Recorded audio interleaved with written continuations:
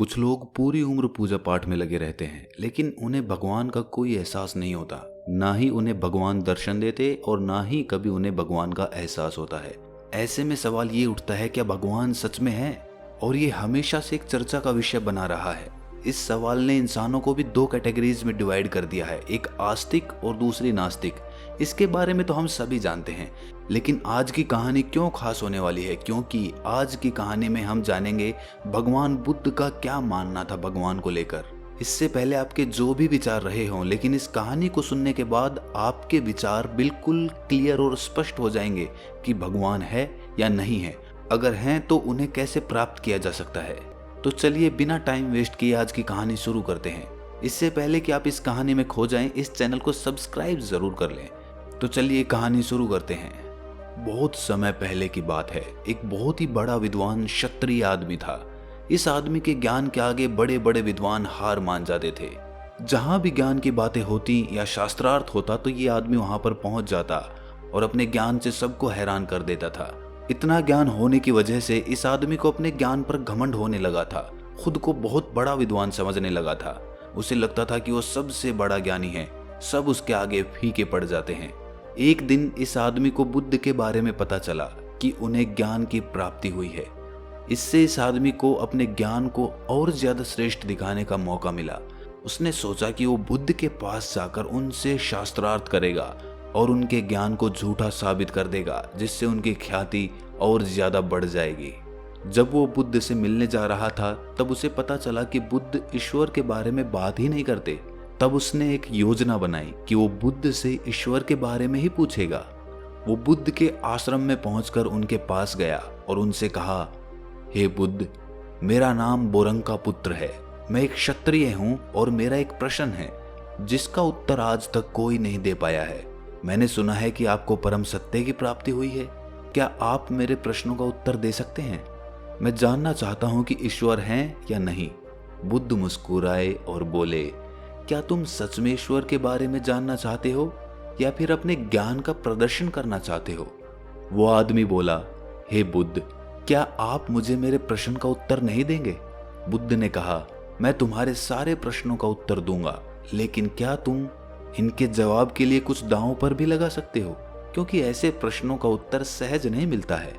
ये आदमी अपने घमंड में इतना चूर था कि ये अपने आप को ऊंचा साबित करने के लिए किसी भी हद तक जाने को तैयार था। इसीलिए उसने बिना सोचे समझे बुद्ध से कहा कि आप जो भी बोलेंगे मैं वो करने के लिए तैयार हूं, लेकिन आपको मेरे प्रश्न का जवाब देना होगा। मैं आपको धन संपत्ति सब कुछ देने के लिए तैयार हूं, अगर आप मेरे सवाल का उत्तर दे देते हैं तो। बुद्ध मुस्कुराए और बोले, मुझे ये सब नहीं चाहिए। आदमी ने कहा, फिर क्या चाहिए आपको?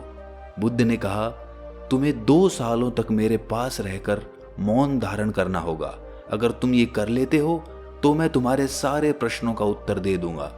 ये सुनकर उस आदमी को बहुत बड़ा झटका लगा।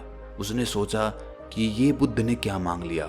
इसका मतलब ये हुआ कि 2 वर्षों तक मैं अपने ज्ञान का प्रदर्शन ही नहीं कर पाऊंगा। इससे अच्छा तो होता कि बुद्ध मेरी जान मांग लेते। लेकिन ये आदमी क्षत्रिय था और इसीलिए जुबान का पक्का था। वो कह चुका था कि वो सब कुछ दांव पर लगाने को तैयार है, इसीलिए वो अब पीछे नहीं हट सकता था। उसने अपने दिल पर पत्थर रखकर बुद्ध से कहा कि मैं तैयार हूं। बुद्ध ने कहा कि आज तुम आराम करो, कल से मौन शुरू कर देना। वो आदमी पूरी रात बेचैन रहा, उसे नींद भी नहीं आई। वो सोच रहा था कि मैं कहां फंस गया। अच्छा खासा अपने रास्ते जा रहा था, यहाँ तो मेरी बाजी ही उल्टी पड़ गई।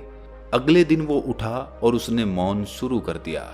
उसने एक दिन तो जैसे तैसे निकाल दिया, लेकिन दूसरे दिन वो बेचैन हो गया। उसे एक एक पल काटना बहुत भारी लग रहा था। ऐसे ही करते करते 4 महीने निकल गए। वो बुद्ध के शिष्यों को उनसे प्रश्न करते देख जवाब देने के लिए बहुत व्याकुल हो जाता था। इन 4 महीनों में वो बहुत बदल गया था। उसे अब क्रोध आने लगा था, लेकिन कुछ बोल नहीं पाता था। वो हमेशा गुस्से में लाल रहता, जैसे शुद्ध बुद्ध खोदी हो। वो हताश और निराश होकर इधर उधर देखता रहता।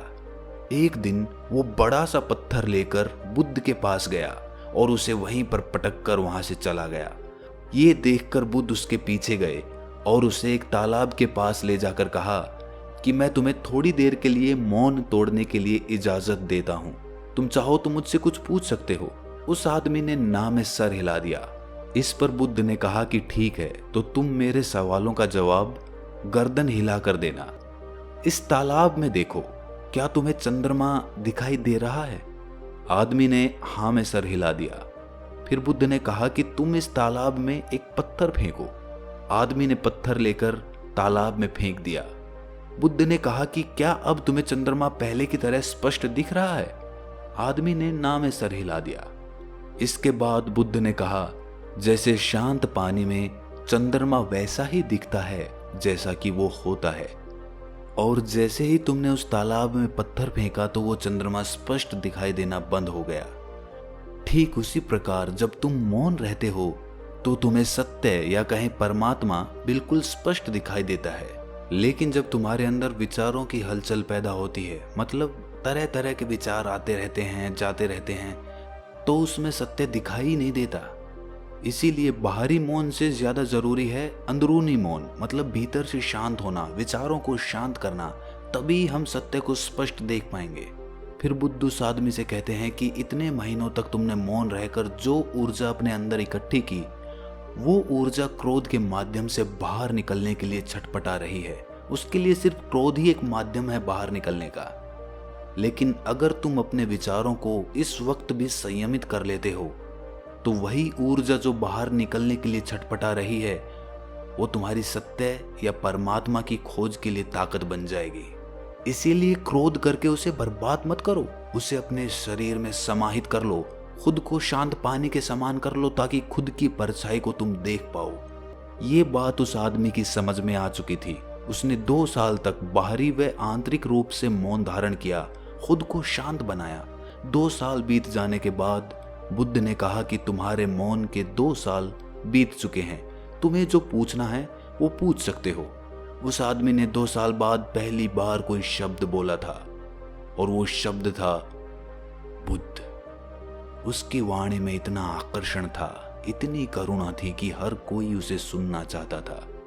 तब उस आदमी ने कहा कि हे बुद्ध, जब मैंने आपसे उस समय प्रश्न किया था, तब मैं खुद को एक श्रेष्ठ ज्ञानी मानता था, लेकिन अब मुझे पता चल गया कि खुद को ज्ञानी समझना ही मेरी सबसे बड़ी भूल थी। असल में जब मैंने सच्चे ज्ञान को प्राप्त किया, तब मुझे यही एहसास हुआ कि मैं तो कुछ जानता ही नहीं हूँ। परमात्मा की बसाई इस सृष्टि में कितने ही रहस्य छुपे हैं, और हमें लगता है कि हम सब कुछ पहले से ही जानते हैं, और इसी विचार ने मेरी जानने की क्षमता को बंद कर दिया था। पहले मैं बातें कर करके, हमेशा बक बक कर करके अपनी ऊर्जा को नष्ट कर देता था, लेकिन इन 2 सालों में मौन रहकर मैंने जाना कि मौन की ऊर्जा क्या होती है, मौन रहकर हमारे शरीर में कैसी ऊर्जा बनती है। ये मैंने इन 2 सालों में भली भांति जान लिया। शुरुआत में मैंने बाहरी मौन अपनाया था, लेकिन अंदर से मैं बहुत विचलित था। विचारों की एक बाढ़ सी आती रहती थी जो मुझे क्रोधित कर देती थी, लेकिन अपने दृढ़ संकल्प के कारण मैंने अपने मौन को नहीं तोड़ा, और कुछ समय बीतने के बाद मेरा वो क्रोध भी शांत होता चला गया और मैं अंदर से मौन हो गया। और उसी के बाद मैंने सत्य की या कहें परमात्मा की अनुभूति की। प्राचीन तिब्बत में लाओ त्सु नाम के एक बहुत बड़े भिक्षु रहा करते थे। एक बार एक आदमी उनके पास आया और बोला कि महात्मा जी, मैं आपके सत्संग में नहीं आ सकता, क्या आप मुझे एक वाक्य में पूरे धर्म का सार बता सकते हैं? तब लाओ त्सु ने कहा, मौन। इसके बाद उस आदमी ने पूछा कि मौन किस तरफ ले जाता है? तब लाओ त्सु ने कहा, ध्यान। और फिर उसने पूछा कि ध्यान किस तरफ ले जाता है? तब लाओ त्सु ने कहा, मौन। अगर हमारी इस कहानी को एक भी आदमी समझ लेता है तो इस कहानी को सुनाने का हमारा मकसद पूरा हो जाएगा। अगर ये कहानी आपको अच्छी लगी तो इस चैनल को सब्सक्राइब जरूर कर दें। तो मिलते हैं अगली किसी कहानी में, तब तक के लिए अपना ख्याल रखें।